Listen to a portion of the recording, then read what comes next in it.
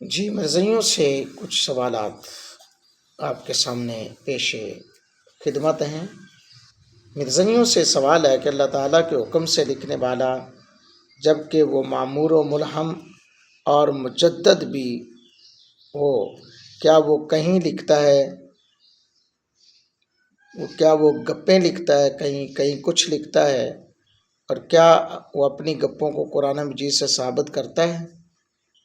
مرزائیوں سے پھر سوال ہے کہ اگر مرزا قادیانی کہ یہ دعویٰ کے اندر سچے ہیں، تو پھر کیوں مرزا قادیانی 52 سال تک حیات عیسیٰ علیہ السلام، رفع و نزول حضرت عیسیٰ علیہ السلام جیسے کہ بقول مرزا کے کفریہ اور شرکیہ عقیدے کو لکھتا رہا اور قرآن پاک کے مطالب کہہ کر کیوں فروخت کرتا رہا؟ روح القدس نے اس کے ہاتھ کو اس شرک لکھنے سے کیوں نہیں روکا؟ اور کیوں ایک لمحہ ہی نہیں بلکہ 52 سال تک مرزا قادیانی کو شرک جیسی بڑی غلطی پر قائم رکھا گیا؟ یہ سوال ہے کہ اگر وہ دعویٰ نبوت میں سچا ہے اور پہلے 52 سال کی عمر تک وہ جناب سیدنا عیسیٰ روح اللہ علیہ نبینا علیہ الصلاۃ والسلام کو زندہ آسمان پر مانتا رہا، لیکن 52 سال کے بعد وہ پھر کیوں اس عقیدے سے منکر ہوا؟ تو ظاہر ہے ثابت تو یہی ہوتا ہے کہ 52 سال کی عمر کے بعد وہ سٹیا گیا، اس کا ذہنی توازن درست نہ رہا، ذہنی طور پر وہ ٹھیک نہ رہا، جس کی بنا پر اس نے اس طرح کے غلیظ عقائد کا آغاز کیا۔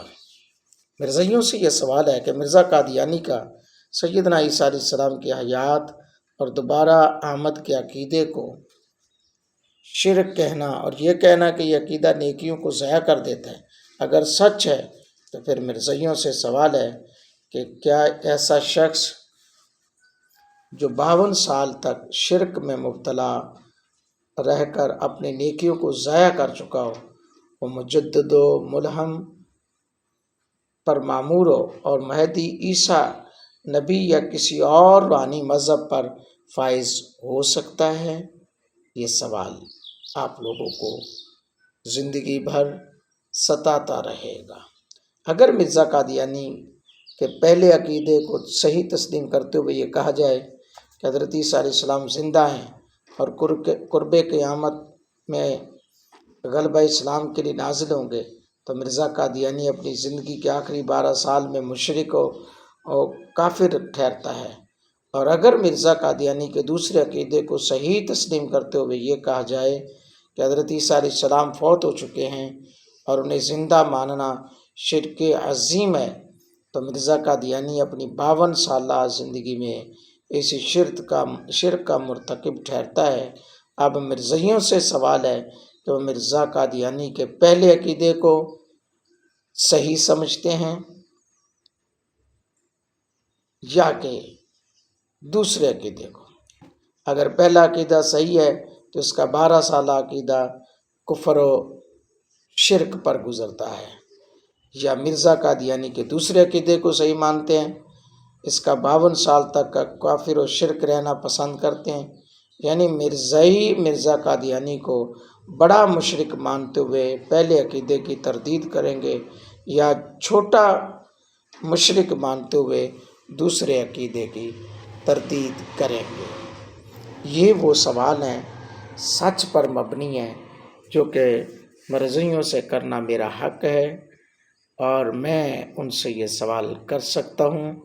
یہ علمی تقاضا بھی ہے، شریعتی تقاضا بھی ہے، اور میری محبت کا منہ بولتا ثبوت بھی ہے۔ مرزا غلام قادیانی کے چاہنے والوں، ان سوالوں کے جواب ضرور دیجیے گا۔